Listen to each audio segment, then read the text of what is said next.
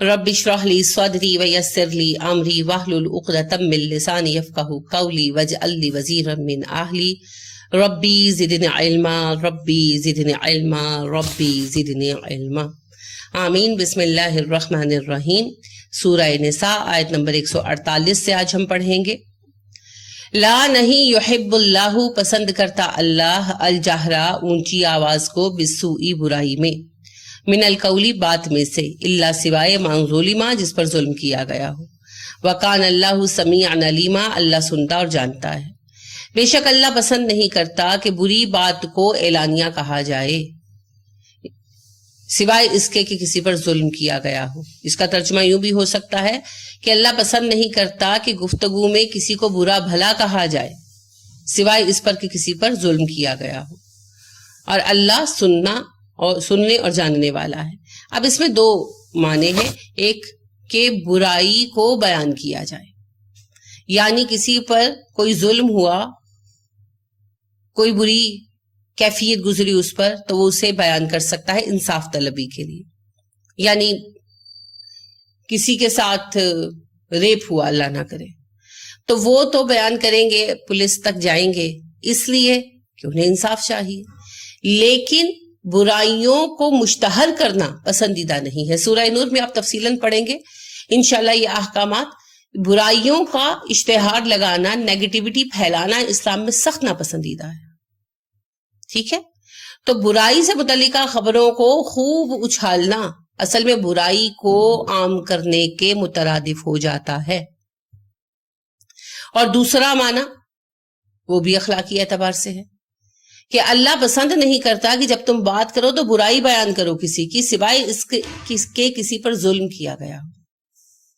यानी अगर किसी शख्स में कुछ ऐब है, वो बुरा है, तो उसकी बुराई बयान मत करो, उस पर चुप रहो, किसी की गीबत मत करो, किसी के ऐब मत गिनवाओ। हाँ, कोई मजलूम है तो ऐसा कर सकता है, यानी जालिम के खिलाफ जगह जगह बात कर सकता है, कोई हरज नहीं। लेकिन पसंदीदा यह है कि मत करो। ठीक है, हिल्लत और हुर्मत से ऊपर एक चीज होती है पसंदीदगी अल्लाह की और अदम पसंदीदगी। मुसलमान जिस अहद में जी रहे थे उस वक्त जब सूरह निसा उतर रही थी तो पूरी दुनिया मुसलमानों के खिलाफ थी। एक मदीना था और सारी दुनिया उसकी दुश्मन थी। सब के सब मुसलमानों को तरह तरह से तकलीफ दे रहे थे। हर एक हरबा इस्तेमाल किया जा रहा था, अखलाकी, मुआशी, मुआशरती, हर तरीके से टॉर्चर किया जा रहा था। उस वक्त में मुसलमानों को बेहतरीन अखलाक सिखाए जा रहे हैं। एक कि कुछ बुरा बीते जिसे नजरअंदाज कर सकते हो, इनके जाहिर बाहर निकले, किसी ने आवाजें कसी, तकलीफ दी, पी जाओ। दूसरों का मोरल डाउन नहीं करना, दूसरों को भड़काना नहीं, छोड़ दो। और बुराई के बदले में बुरा जवाब नहीं देना, दे सकते हो, हक है, मगर आला दर्जा यह है कि मत बयान करो, चुप हो जाओ। और आला दर्जा यह है कि बुरा जवाब मत दो, अच्छे तरीके के साथ बात करो, तो मसले हल होंगे। इसका सबब यह है कि अगर हर वक्त, कुछ तो ऐसे मामले हैं ना जिनके लिए आवाज उठानी पड़ती है इसलिए कि इंसाफ हो सके, लेकिन इस तरह के जो मामलात पेश आते हैं, किसी को डिमोरलाइज किया जा रहा है जैसे मुसलमानों को किया जा रहा था, फप्तियां कसना, मजाक उड़ाना, रस्ते चलते तंग करना वगैरह, तो अगर हम हर वक्त यही बातें करते रहेंगे तो दूसरे सुनने वाले, हमारे इर्द गिर्द के लोग तंग दिल होने लगेंगे, सोचने लगेंगे क्या हो गया है, ये तो कोई रास्ता ही नजर नहीं आ रहा, अच्छा इसके साथ भी यही हुआ, अच्छा उसके साथ भी यही हुआ। तो रफ्ता रफ्ता वो हिम्मत छोड़ने लगेंगे। तो दूसरों की हिम्मत बढ़ानी है, तोड़नी नहीं है। दूसरी बात यह है कि बुराई बयान करते रहने से बुराई फैलने लगती है। जो सुनेगा नेगेटिविटी उसके अंदर भरती जाएगी और किसी वक्त वो भी उन्हीं के अंदाज में मामलात को हल करने की कोशिश करेगा। यानी मोमिन काफिरों को उन्हीं के सिक्कों में अदायगी करना चाहेंगे तो वो भी बुराई का शिकार हो जाएंगे। तीसरी बात यह है कि किसी की बुराई बयान करते रहने से दरअसल हम उस पर फोकस करने लगते हैं, اور اپنے کام سے ہٹ جاتے ہیں۔ یاد رکھیے گا، جن سے ہم پیار کرتے ہیں انہیں ہم دل میں جگہ دیتے ہیں، اور جن سے ہم نفرت کرتے ہیں انہیں ہم اپنے اعصاب پر سوار کر لیتے ہیں، اپنے دماغوں پہ سوار کر لیتے ہیں، تبھی تو ہم سے کام نہیں ہو پاتا۔ یہی ہوتا رہتا ہے، اس نے پہنا کیا ہے، اس نے اتارا کیا ہے، اس نے کھایا کیا ہے۔ مگر ہماری دشمنی تو شیطان سے ہے، ہماری کسی انسان سے کوئی دشمنی نہیں ہے۔ لہذا ہم دین حق کی راہ میں آنے والی تکلیفوں کو اپنی آزمائش سمجھ کر سکون کے ساتھ وقت گزارتے ہیں، ہم کسی سے نہیں الجھتے، اور ہم کہتے ہیں جو ہمارے رب نے ہمارے لیے لکھ رکھا ہے وہی بہترین اور عظیم صبر کے ساتھ ہم کام کریں گے۔ ٹھیک ہے؟ وَقَانَ اللَّهُ سَمِيعًا عَلِيمًا، اللہ خوب سنتا ہے، خوب جانتا ہے، یعنی تم نہیں بھی بیان کرو گے تو وہ جانتا ہے تمہارے ساتھ کیا بدسلوکی کی گئی ہے، تمہارے دل کو کتنا دکھ پہنچا، تم نہ جگہ جگہ بیٹھ کر بیان کرو، وہ جانتا ہے، وہ سب جانتا ہے۔ تو جب وہ جانتا ہے، کسی اور کے جاننے نہ جاننے سے کوئی فرق نہیں پڑنے والا، اجر اس نے دینا ہے، فیصلے اس نے کرنے ہیں، سزا بھی اس نے دینی ہے، وہ مالک الملک ہے۔ جب وہ سب کچھ کر رہا ہے، کسی اور کو بتانے سنانے کا مقصد ہی کوئی نہیں رہ جاتا ہے نا، یہ بتایا جا رہا ہے۔ اگر تبدو، تم دکھاؤ، ظاہر کرو، خیرن نیکی کو، او یا پھر تخفوہ، چھپا لو اس کو، او تافو، یا درگزر سے کام لو، انسو، ان برائی کے معاملے میں، فإن اللہ، تو بے شک اللہ، کانا ہے، عفواً، بخش دینے والا، قدیراً، قدرت والا۔ کیا ہی عمدہ بات اللہ سبحانہ و تعالیٰ ارشاد فرما رہے ہیں۔ اگر تم بھلائی کا کام کرو، دکھا کر بھی اور چھپا کر بھی، اور برائی سے درگزر کرو، تو اللہ سبحانہ و تعالیٰ اس سے خوب واقف ہے، اور بے شک اللہ معاف کر دینے والا ہے، باوجود اس کے کہ سزا پر قدرت رکھتا ہے۔ دیکھیے کتنی عمدہ نصیحت اللہ سبحانہ و تعالیٰ فرما رہے ہیں۔ ان تبدو خیرن او تخفوہ، تم نیکیاں دکھاؤ یا کہ چھپا لو، یعنی ظاہر و باطن تم نیکیاں ہی کرتے رہو، اپنے اعمال میں ظاہراً بھی نیکیاں رکھو اور باطناً بھی نیکیاں رکھو۔ اب ظاہری نیکیاں کے جو بھی کام نظر آنے والے ہیں وہ کرنا، اور باطناً نیکیاں لوگوں کی برائیوں پر صبر کر لینا، برداشت کر لینا، نہ بتانا، چھپا لینا ایوب کو، یہ سارا باطنی نیکیوں میں آ جائے گا۔ او تافو، یا کہ پھر تم درگزر کر دو، انسو، ان برائی سے، جو برائی پیش آئی اسے بھی درگزر کر دو، ظاہر اور باطن نیکیوں میں لگائے رکھو، اور دوسروں کی برائیوں کو درگزر کر دو۔ لوگوں میں ان کے تذکرے نہ کرو، چرچے نہ کرو، ہر وقت انہیں بیان مت کرتے رہو۔ فَإِنَّ اللَّهَ كَانَ عَفُوًّا قَدِيرًا،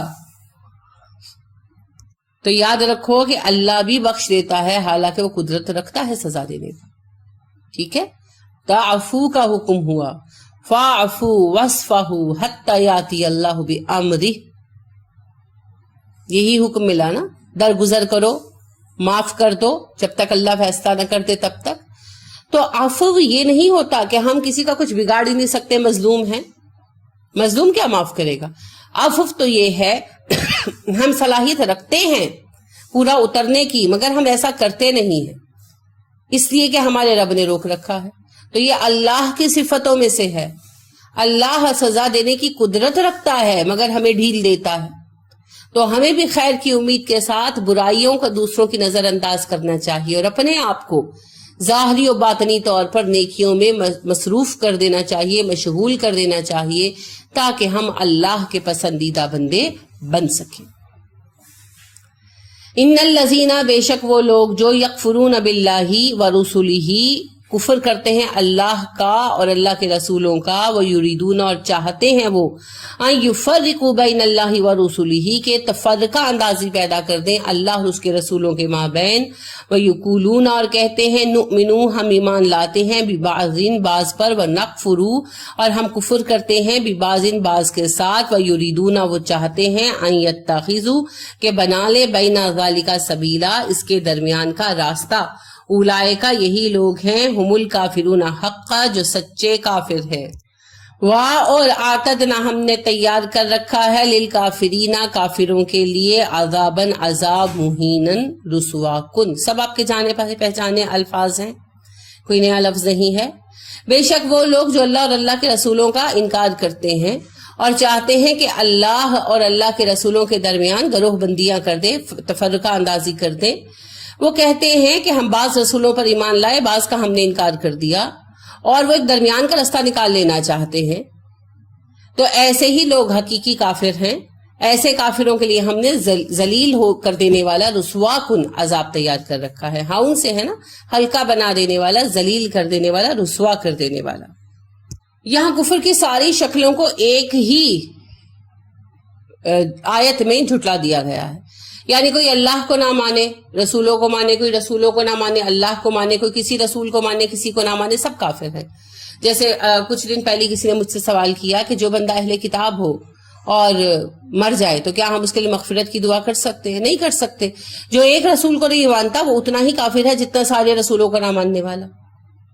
تو سب کفر میں برابر ہیں، کوئی فرق نہیں ہے، ٹھیک ہے؟ تو دین میں اپنی مرضی کا رستہ نکالنا چاہتے ہیں، جو چاہتے ہیں وہ تسلیم کرنا چاہتے ہیں۔ اللہ کا دین نہیں چاہیے، اپنا ہی منمانی کا دین چاہیے۔ تو وہ رستہ نکالنا چاہتے ہیں جو انہیں سوٹ کرتا ہے، کیونکہ کمیونٹی بھی راضی رہے اور اللہ بھی راضی ہو جائے۔ لیکن اللہ ایسے راضی نہیں ہوتا، اللہ کو تو 100% اطاعت چاہیے۔ تو جہاں کسی نے دین کو بدلا، جہاں کی ایک حصہ کفر کا لایا تو وہ ٹوٹل کافر ہو گیا۔ اللہ کو پارشل دین نہیں چاہیے، اللہ کو پورا دین چاہیے۔ یا ایھا الذین آمنوا ادخلوا فی السلم کافہ، اسلام میں پورے داخل ہو جاؤ۔ سب رسولوں کو ماننا ہوگا، رب کو ماننا ہوگا، پورے دین پر ایمان لانا ہوگا۔ یہ آدھا ادھورا دین اللہ کو مطلوب ہی نہیں ہے، اور جو یہ آدھا ادھورا دین قبول کرے گا وہ جہنم کا ایسا عذاب جھیلے گا جو اسے ذلیل و رسوا کر کے رکھ دے گا، ٹھیک ہے؟ سزا تو ہوگی، اس میں رسوائی بھی ہوگی، ذلت والا عذاب، تاکہ وہ پتہ کر سکے، جان سکے کہ وہ کیسا عظیم گناہ کر کے آیا، ٹھیک ہے؟ والذین آمنوا، اور جو ایمان لاتے ہیں باللہ اللہ پر، ورسلہ اس کے رسولوں پر، ولم یفرقوا بین احد منہم، اور نہیں فرق کرتے ان میں سے کسی کے مابین بھی، اولئک یہی وہ لوگ ہیں، سوفا ان قریب، یوتیہم دے گا ان کو، اجورہم ان کے بدلے، وکان اللہ، اور بے شک اللہ، غفور الرحیم بخشنے والا مہربان ہے۔ اور جو لوگ ایمان لاتے ہیں اللہ پر اور اللہ کے سارے رسولوں پر، پھر ان کے درمیان کسی طرح کا فرق روا نہیں رکھتے، یہی وہ لوگ ہیں جن کو عنقریب اللہ ان کے اجر عطا کرے گا۔ اللہ بخش دینے والا ہے، مہربان ہے۔ بہت واضح سی بات ہے۔ دیکھیے اس وقت میں یہود جو تھے وہ ہمسائے تھے اہل مدینہ مسلمانوں کے، انصار کے، اور انصار شدت سے چاہتے تھے کہ وہ مسلمان ہو جائیں۔ انصار انبیاء میں سے کچھ کا انکار کرتے تھے، خاص طور پر عیسیٰ علیہ السلام کا، لہٰذا انہوں نے نبی کریم صلی اللہ علیہ وسلم کے پاس وفد بھی بھیجا اور کہا کہ ایسا کریں اگر آپ کہ عیسیٰ کا انکار کر دیں، انہیں رسول قرار نہ دے تو ہم آپ پر ایمان لے آئیں گے۔ تو آپ صلی اللہ علیہ وسلم نے کہا کہ اگر میں نے ایسا کیا تو مجھے اللہ کے عذاب سے بچانے والا کوئی نہ ہوگا۔ تو یہ ساری باتیں یہاں بتائی جا رہی ہیں۔ دوسری طرف عیسائی جو ہیں وہ یہودیوں کے انکاری تھے۔ اللہ نے خود کہا نا، وقالت الیہود لیست النصارى علی شیء وقالت النصارى لیست الیہود علی شیء۔ یہودی کہتے ہیں عیسائی کسی دین پر نہیں ہے، عیسائی کہتے ہیں یہودی کسی دین پر نہیں ہے۔ تو بات یہ ہے کہ ہمیں کسی گروہ کو خوش کرنے کے لیے کسی نبی کا انکار نہیں کرنا۔ جس نے ایک نبی کا انکار کیا سب کا انکار کیا۔ مومن وہ ہے جو آدم علیہ السلام سے حضرت محمد صلی اللہ علیہ وسلم تک آنے والے سارے رسولوں پر ایمان لائے، اور اللہ سبحانہ و تعالیٰ پر پوری طرح ایمان لائے، ہر اعتبار سے اسے رب مانے، چاہے وہ اعتبار، وہ طریقہ، وہ سلسلہ، وہ حکم اسے پسند ہو یا نا پسند ہو، کوئی فرق نہیں پڑتا، وہ رب ہے، ٹھیک ہے؟ رضیت باللہ ربا، میں اللہ سے رب ہوتے، اللہ کے رب ہونے سے میں خوش ہوں، مانتا ہوں کہ میرا رب اللہ ہے، ٹھیک ہے؟ تو وہ مومن جو اس طرح ایمان لائیں کہ اللہ پر بھی پورا ایمان لائیں اور سارے رسولوں کو مان لے، وہی وہ مومنین ہیں جو سچ مچ مومن ہیں، اور چونکہ وہ سچے مومن ہیں تو جتنا کام کریں گے انشاءاللہ اس کا اجر اللہ کے ہاں پائیں گے۔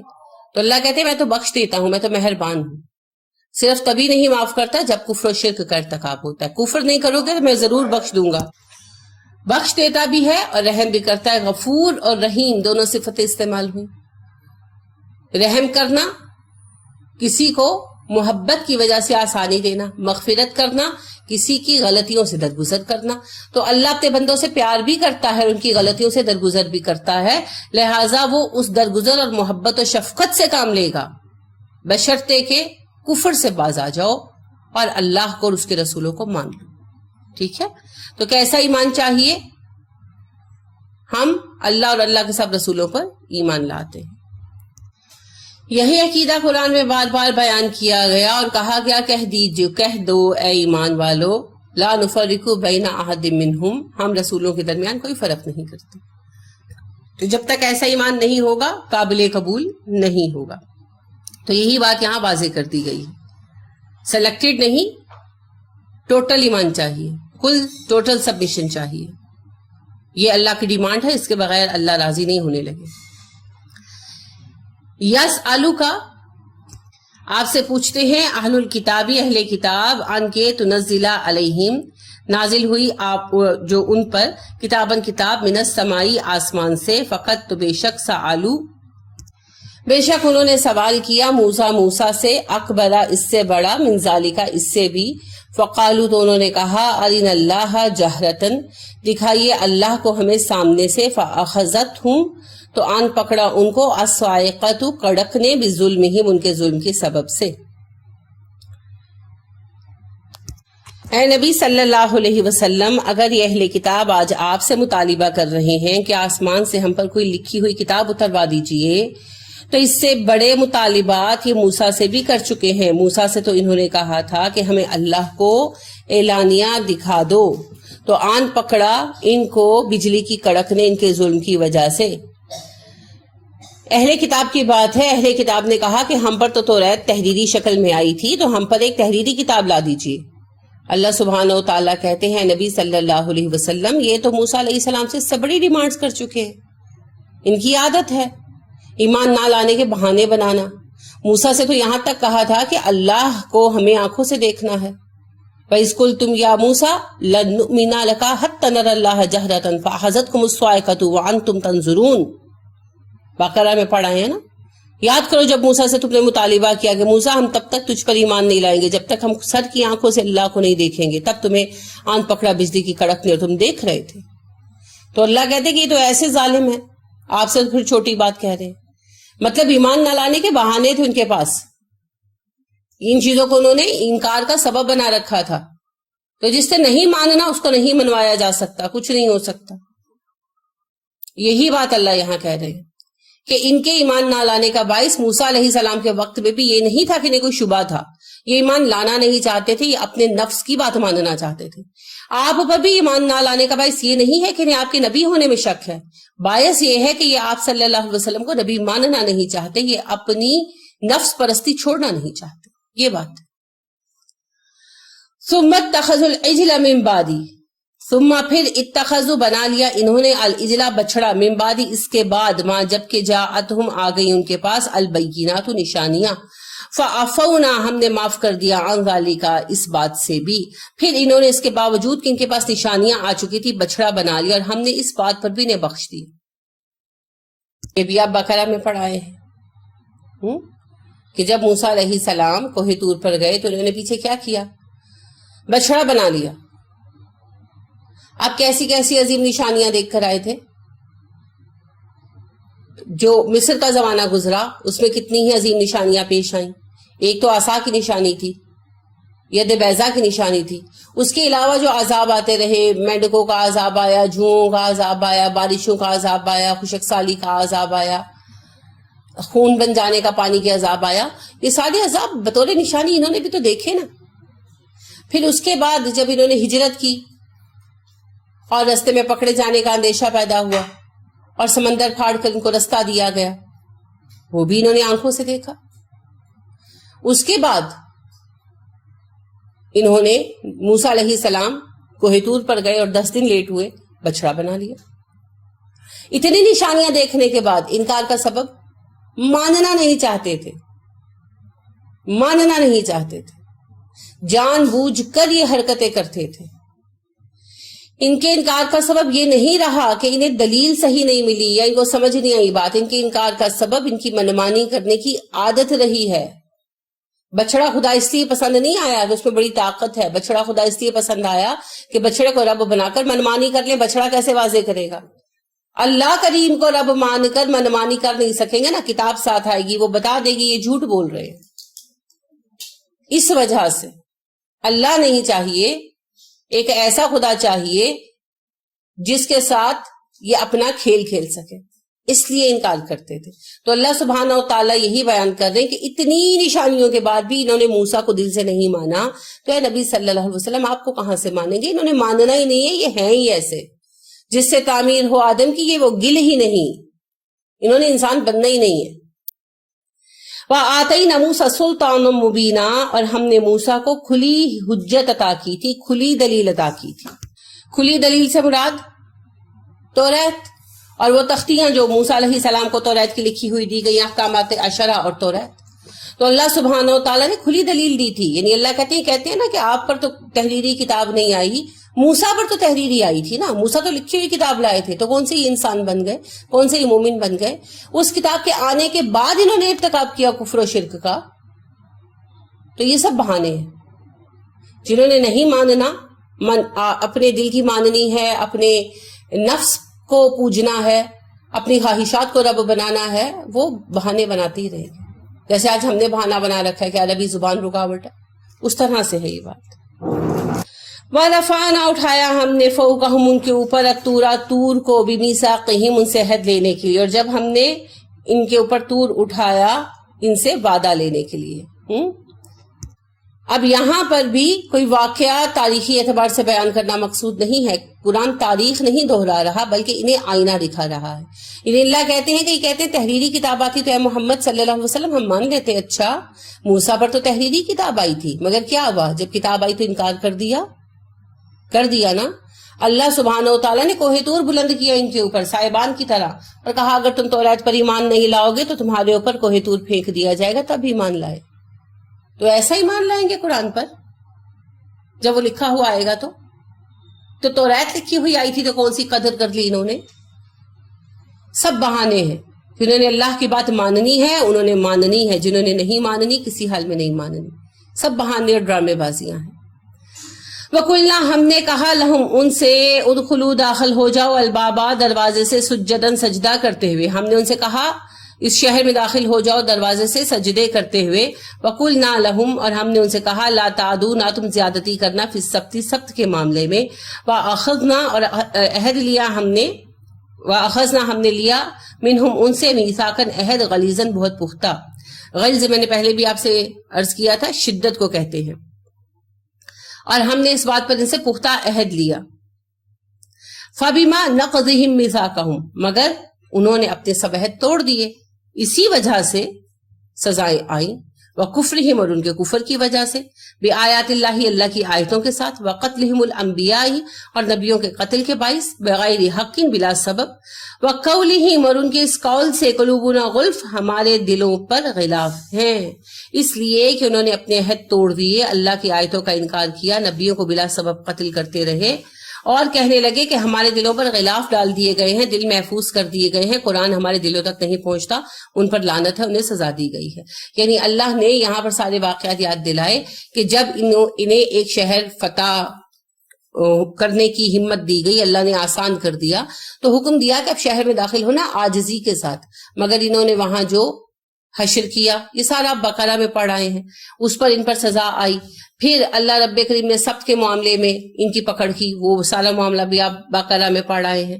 تو اللہ کہتے ہیں سارے بڑے پختہ وعدے تھے، انہوں نے سارے توڑ دیے، نہیں مانی موسیٰ علیہ السلام کی بات، نہیں توریت کو اپنایا، نہیں اس پر عمل کیا، تو قرآن پر کہاں سے کریں گے؟ تو ان لوگوں پر لعنت مسلط ہے، اس لیے کہ انہوں نے اللہ کے سارے عہد توڑ دیے، اللہ کی آیتوں کا انکار کیا، نبیوں کو بلا سبب قتل کیا، اس لیے ان پر لعنت مسلط ہے. اور اب جب قرآن آ گیا ہے تو ان پر لعنت اور شدید ہو گئی، کیونکہ قرآن سن کر قبول نہیں کر رہے، بلکہ کہتے ہیں قالوا قلوبنا غلف بل لعنهم اللہ بکفرہم. بقرہ میں اللہ کہتے ہیں نا قالوا قلوبنا غلف بل لعنهم اللہ بکفرہم، یہ کہتے ہیں قرآن ہمارے دلوں کو نہیں پہنچتا کیونکہ ہمارے دلوں پر غلاف چڑھے ہوئے ہیں، ہمارے دل محفوظ ہیں، نہیں ان پر لعنت ہے اللہ کی ان کے کفر کے سبب سے. وہی بات اللہ کہہ رہے ہیں. یعنی سابقہ ان کا ریکارڈ بھی مجرمانہ مانا ہے. اور اب جب آپ صلی اللہ علیہ وسلم آ گئے ہیں تو بجائے حق کو قبول کرنے کے کیا کہتے ہیں؟ ہم پر کیا تمہاری کوئی بات اثر نہیں کرتی, ہم تو ایسے ہی رہیں گے, ہم تو ایسے ہی ہیں, ہمارے دل بڑے سخت ہیں. اور یقین کریں کہ جملہ میں نے سنا, پرسنلی سنا. یہ جو ہماری میت کی رسومات ہیں, تو کہیں فوتگی پر میں گئی ہوئی تھی تعزیت کے لیے, تو وہاں سے ایک بچی میری اسٹوڈنٹ تھی, تو باقی ساری فیملی جیسے آپ کو پتا ہے جو رسمیں ہوتی ہیں, تو وہ اس نے سوال کیا تاکہ ذرا سب سن لے ایک دفعہ. تو میں نے بیان کر دیا تھوڑا سا, ان کے لیکچر نہیں دیا, میں نے کہا کہ ہاں ایسے ایسے یہ بات ہے تو نہیں کرنا چاہیے, یہ سبب ہے. تو exactly these are the words of the elder ladies, جو بڑی عورتیں تھی نا, ان میں سے ایک نے ایگزیکٹلی کہا ساڈے دل بڑے سخت نے, ساڈے دلاں تے اے گلاں اثر نہیں کر دیاں, تو جنہ مرضیہ کہہ لے. پیار سے کہا, غصے سے نہیں کہا, کہ وہ تھوڑا بہت جذباتی ہو رہی تھی. تو میں نے ان سے کہا کہ صرف سن لیں, ناراض نہ ہو, اگر آپ کا دل چاہے تو مانے, نہ چاہے تو نہ مانے. تو ہنس پڑی. پھر بات تو انہوں نے سب نے آرام سے سن لی, لیکن انہوں نے مجھے جواب یہ دیا, اور یہی جواب ایکچولی سب کا تھا. ایک خاتون نے ترجمانی کی نا, اور وہ پنجابی میں مجھے کہنے لگی تو جو مرضیہ کہہ لائے, ساڑھے دل تے اثر نہیں کرے گا, ساڑھے دل بڑے پکے نے. اللہ اکبر, اللہ اکبر. مجھے بالکل یہی آیت یاد آئی, قالوا قلوبنا غلف. اللہ اکبر. مومن کا دل سخت نہیں ہوتا. نبی کریم صلی اللہ علیہ وسلم نے کہا جنت کے اعلیٰ درجے پائیں گے وہ لوگ جن کے دل چڑیوں جیسے نرم ہوں گے. کیا مطلب؟ جیسے ہی اچھی بات سنے کے پگھل جائیں گے. مومن ضد نہیں لگاتا, اللہ کے ساتھ ضد لگانے کی اوقات ہی نہیں ہے ہماری. آمنا و صدقنا سمینا و اطعنا, یہ ہمارا طریقہ ہے. اور کافروں کا, یہود کا, جن پر لعنت کر دی گئی, جو غضب کا شکار ہوئے, ان کا طریقہ ہے قالوا قلوبنا غلف. تو نہیں, ایسی بات نہیں. سنیں, غور و فکر کریں, حق اور باطل کو ترازو میں تولیں, پھر جو صحیح لگے اس پر عمل کر لیں, یہ آپ کا حق ہے. لیکن سنیں, اور صرف اس وجہ سے کہ جی ہمارے خلاف مزاج بات ہے ہم نہیں مانیں گے, یہ نہیں کرنا. یہ مومنوں کا طریقہ نہیں ہے. مومن تو حق قبول کر لینے والا ہوتا ہے. ٹھیک ہے, حق پرست ہوتا ہے نا مومن. تو یہاں ان کی یہ صفت بیان کی گئی ہے کہ پہلے بھی سارے گناہوں میں ملوث رہے ہیں. آیتوں کا انکار کیا, نبیوں کو بے سبب قتل کیا, وعدہ خلافی کی, اللہ سے بندوں سے سب کچھ کیا. اور اب جب دوبارہ ان کو موقع ملا ہے تو کہتے ہیں کہ ہمارے دل اتنے سخت ہیں کہ ہم پر حق اثر نہیں کرتا. یہ ایسے ہی رہیں گے, انہوں نے باز نہیں آنا, سننا نہیں چاہتے. بل طبع اللہ علیہا, بلکہ طبع مہر لگا دی. یہ بھی آپ پڑھ رہے ہیں لفظ. اللہ نے علیہا ان پر, بکفرہم ان کے کفر کے باعث. جیسا کہ میں نے عرض کیا بقرہ میں بھی یہی آیت آپ نے پڑھی ہے, وقالوا قلوبنا غلف بل لعنہم اللہ بکفرہم. وہاں لعنہ کا لفظ استعمال ہوا, یہاں طبع کا. مہر کب لگائی جاتی ہے؟ جب کوئی چیز پوری ہو جاتی ہے, تو سیچوریشن ہو چکی ہے کفر کی, اب سٹیمپ کر دیا گیا, انہوں نے باز نہیں آنا. آخری چانس بھی گوا دیا انہوں نے آپ صلی اللہ علیہ وسلم کا انکار کر کے. کیوں مہر لگائی اللہ نے؟ بکفرہم, ان کے کفر کے سبب سے. مسلسل انکار کر رہے ہیں, ایک آدھ نسل نہیں کر رہی. موسیٰ علیہ السلام کے ٹائم سے آج کا دور آ گیا, اے نبی صلی اللہ علیہ وسلم اتنے 100 سالوں سے یہ انکار ہی کی روش اپنائے ہوئے ہیں, بازی نہیں آ رہے. اور آخری کلام کو بھی جھٹلا دیا, اب اس کے بعد تو کوئی نصیحت نہیں آنی, لہذا ان کا کفر طے ہو گیا. فلا یؤمنون الا قلیلا, وہ ایمان نہیں لائیں گے مگر تھوڑے بہت لوگ. دو معنی ہیں اس کے, یا تو یہ کہ ان کے ایمان کا لیول بہت تھوڑا ہے, یہ ایمان تھوڑا سا لاتے ہیں, یعنی اللہ کو مانتے ہیں نا, یہ تو نہیں کہتے کہ اللہ نہیں ہے, مگر اللہ کے ساتھ شرک کرتے ہیں. رسولوں کو مانتے ہیں, رسالت کا عقیدہ تسلیم کرتے ہیں, مگر چند رسولوں کو مانتے ہیں, چند کو نہیں مانتے. کتاب اللہ کی طرف سے آئی ہے, تسلیم کرتے ہیں کتابوں میں, لیکن کسی کتاب کو مانتے ہیں, کسی کا انکار کر دیتے ہیں, اور کتابوں کو بدل بھی دیتے ہیں. دین, زندگی گزارنے کا طریقہ اللہ کی طرف سے آئے گا, یہ تسلیم کرتے ہیں, مگر کوئی حکم مانتے ہیں, کوئی نہیں مانتے. یعنی وہی حال ہے ان کا جو تقریباً ہمارا ہے. تو اللہ کہتے ہیں کہ یہ ایمان لائیں گے تو بہت تھوڑا, یہ کامل ایمان والے لوگ نہیں بن سکتے. اور آپ جانتے ہیں کہ کون لوگ ہیں جن کا ایمان اللہ کے ہاں قبول ہے؟ پڑھائے ہیں جو اللہ پر ایمان لائیں اور اللہ کے رسولوں میں کسی قسم کا فرق نہ کریں. پڑھا ہے آپ نے، سنا ہے آپ نے، سیکھا ہے آپ نے. آیت نمبر 150 میں ان الذین یکفرون باللہ ورسلہ ویریدون ان یفرقوا بین اللہ ورسلہ ویقولون نؤمن ببعض ونکفر ببعض ویریدون ان یتخذوا بین ذلک سبیلا اولئک هم الکافرون حقا واعتدنا للکافرین عذابا مہینا والذین آمنوا باللہ ورسلہ ولم یفرقوا بین احد منہم اولئک سوف یؤتیہم اجورہم وکان اللہ غفورا رحیما. تو وہی بات ہے، ایسا تھوڑا سا ایمان اللہ کو مطلوب نہیں ہے. پھر اس کا دوسرا معنی یہ ہوتا ہے کہ یہود میں سے، اہل کتاب میں سے بہت تھوڑے لوگ ایمان لائیں گے. تو یہ بھی سچ ہے، بہت کم لوگ ہیں جو ایمان لاتے ہیں. اسپیشلی یہود میں سے تو ایمان لانے والا کوئی اکا دکا ہی ہوتا ہے. وَبِكُفْرِهِمْ، اور اس لیے کہ انہوں نے کفر کیا، وَقَوْلِهِمْ، اور انہوں نے کہا، عَلَى مَرْيَمَ، مریم پر، بہتانًا عظیمًا، بہتان عظیم. اور ان پر لعنت اس وجہ سے بھی ہے کہ وہ کفر کرتے ہیں اور مریم پر بہتان عظیم باندھتے ہیں. کفر، عیسیٰ علیہ السلام کا انکار، اور بہتان عظیم کیا ہے؟ مریم علیہ السلام پر تہمت لگانا. یہ یاد رکھیے کہ عیسیٰ علیہ السلام کی پیدائش کا معاملہ قوم یہود میں ذرہ برابر بھی شک و شبے والا معاملہ نہیں تھا. جس روز وہ پیدا ہوئے تھے اسی روز اللہ نے پوری قوم کو اس بات پر گواہ بنا دیا تھا کہ یہ ایک غیر معمولی شخصیت کا حامل بچہ ہے اور اس کی پیدائش معجزہ ہے، کسی اخلاقی جرم کا نتیجہ نہیں ہے.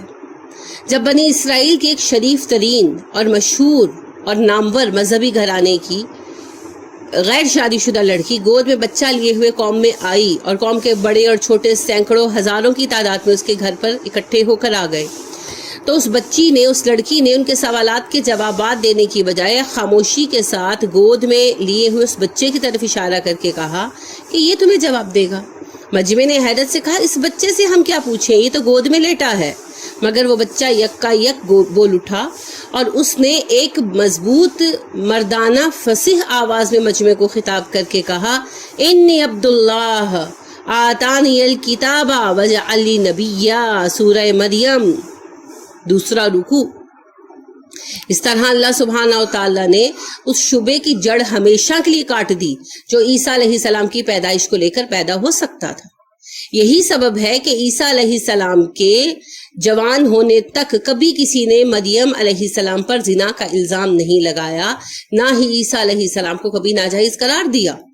ہاں، جب عیسیٰ علیہ السلام 30 سال کی عمر کے قریب ہوئے اور آپ علیہ السلام نے اللہ کے حکم سے اعلان نبوت فرمایا، اور جب آپ علیہ السلام نے، ویسے تو صلی اللہ علیہ وسلم بھی کہہ سکتے ہیں، کوئی حرج نہیں ہے، تو عیسیٰ علیہ السلام نے یہود کو ان کی بدعمالیوں پر ملامت کرنا شروع کر دی، تو ان کے علماء اور فقہا کو ان کی ریاکاریوں پر ٹوکا، ان کے عوام کو بھی اور ان کے سرداروں کو بھی اخلاقی زوال پر آگاہ کرنا شروع کیا اور ان کی برائیاں کھول کھول کر سامنے رکھنا شروع کر دیں. تو اب ہر محاذ پر شیطانی قوتوں سے لڑائی شروع ہو گئی. تو اس موڑ پر آ کر یہ جو مجرم تھے بے باک ہو گئے، اور جب اور کچھ نہیں ان سے بن پڑا حضرت عیسیٰ علیہ السلام کے خلاف، تو اس وقت انہوں نے عیسیٰ علیہ السلام پر معاذ اللہ ولد و زنا ہونے کی تہمت لگائی. یعنی جب کچھ نہیں نہ کر سکے تو حضرت مریم علیہ السلام کو بدکردار زانیہ معاذ اللہ کہنے لگے اور عیسیٰ علیہ السلام کو زنا کی اولاد، کہ اور تو کچھ کر نہیں نہ سکتے تھے. سمجھ رہے ہیں نا آپ کہ جب نہ ان کی دلیلوں کا جواب دے سکے، نہ ان کو یعنی جھٹلا سکے کہ یہ غلط کہہ رہے ہیں، تو پھر یہ بکواس کرنے لگے. وہ کیا کہتے ہیں، کھسیانی بلی کھمبا نوچے. حالانکہ ان کو پوری طرح پتا تھا کہ یہ دونوں ماں بیٹے کس قدر پاک دامن ہیں. یہ جانتے تھے کہ ان کا بہتان بالکل جھوٹ ہے. انہیں اچھی طرح پتا تھا کہ یہ گھڑا ہوا ہے. اسی لیے اللہ سبحانہ و تعالیٰ نے اسے ظلم یا جھوٹ کہنے کے بجائے کہا کفر، کیونکہ انہوں نے اللہ سبحانہ و تعالیٰ کے معجزے کا انکار کر دیا. انہوں کا مقصد اللہ کے دین کا راستہ روکنا تھا، عیسیٰ علیہ السلام کو نیچا دکھانا نہیں تھا. ٹھیک ہے، جیسے اللہ کہتے ہیں نا سورہ اعراف میں آپ پڑھیں گے انشاءاللہ کہ اے نبی صلی اللہ علیہ وسلم یہ ظالم آپ کو جھوٹا نہیں کہتے، یہ تو اللہ کی آیتوں کا انکار کرتے ہیں. تو وہ لوگ جو 40 سال تک نبی کریم صلی اللہ علیہ وسلم کو صادق و امین کہتے رہے، جیسے ہی آپ صلی اللہ علیہ وسلم نے اعلان نبوت کیا، آپ صلی اللہ علیہ وسلم کو جھوٹا اور پاگل اور پتہ نہیں کیا کیا کہنے لگے معاذ اللہ. تو اسی طرح عیسیٰ علیہ السلام کے متعلق انہیں شبہ کوئی نہیں تھا. جب عیسیٰ علیہ السلام نے اعلان نبوت کیا تو آپ کے نبوی کام کو روکنے کے لیے انہوں نے یہ ہیلا کیا. تو عیسیٰ علیہ السلام پر یہ الزام لگانا اللہ کے دین کے راستے کو روکنے کا ایک ہیلا تھا ان کا، اسی لیے اللہ نے ان کے اس فعل کو کفر قرار دیا. اور یہ انکار کر رہے تھے اللہ کی قدرت کاملہ کا، اس لیے اللہ نے اسے کفر قرار دیا. تو بہتان باندھے ان لوگوں نے مریم علیہ السلام پر. وَقَوْلِهِمْ، اور ان کا یہ قول، اِنَّا بے شک ہم نے قتل کیا المسیح مسیح کو، عیسیٰ بن مریم، عیسیٰ بن مریم کو، رسول اللہ جو اللہ کا رسول تھا. اور ان کا یہ کہنا بھی ان کے لیے لعنت کا موجب بنتا ہے کہ وہ کہتے ہیں ہم نے مسیح عیسیٰ بن مریم کو جو اللہ کا رسول تھا قتل کیا. جو لوگ تھوڑا سا بھی غور و فکر کریں ان کے لیے بڑا عبرت انگیز ہے یہ بیان. مجھے اس سے ہمیشہ ایک عجیب سی وحشت آتی ہے کہ انسان اتنا بے وقوف اور ظالم اور جاہل بھی ہو سکتا ہے. اللہ کہتے ہیں انہوں نے عیسیٰ کو قتل نہیں کیا، اور یہ کیا ضد کرتے ہیں ہم نے عیسیٰ کو قتل کیا. یعنی اتنا گمراہ ہونا کہ ثابت ہو جائے کہ گمراہی کا فلاں اقدام مسٹر اے نے نہیں کیا، اور مسٹر اے کہ نہیں میں نے تو کر کے دکھایا ہے. اللہ اکبر. اور نبیوں سے ایسی دشمنی کہ ثابت کرنا چاہتے ہیں کہ ہم نے عیسیٰ کو مار دیا. اللہ اکبر. العظمۃ للہ. انسان اتنا بھی گمراہ ہو سکتا ہے، انسان اتنا بھی بگڑ سکتا ہے، اور وہ بھی اجتماعی طور پر. اللہ بار بار بیان کرتے ہیں اور یہ بار بار جھگڑتے ہیں. تو اصل میں نفرت سامنے آتی ہے نا عیسیٰ علیہ السلام سے. کیوں تھی یہ نفرت؟ 30 سال تک تو نہیں تھی، 30 سال کے بعد کیوں ہو گئی؟ تو نفرت اصل میں اللہ کے پیغام سے ہے، نفرت اصل میں نبوت کے عظیم مرتبے سے ہے. تو لہٰذا ایک سے نہیں، سب نبیوں سے نفرت ہے در حقیقت. اسی لیے تو نبی کریم صلی اللہ علیہ وسلم کو بھی قتل کرنے کی کوشش بار بار کرتے رہے. وہ الگ بات ہے کہ کامیاب نہیں ہو پائے.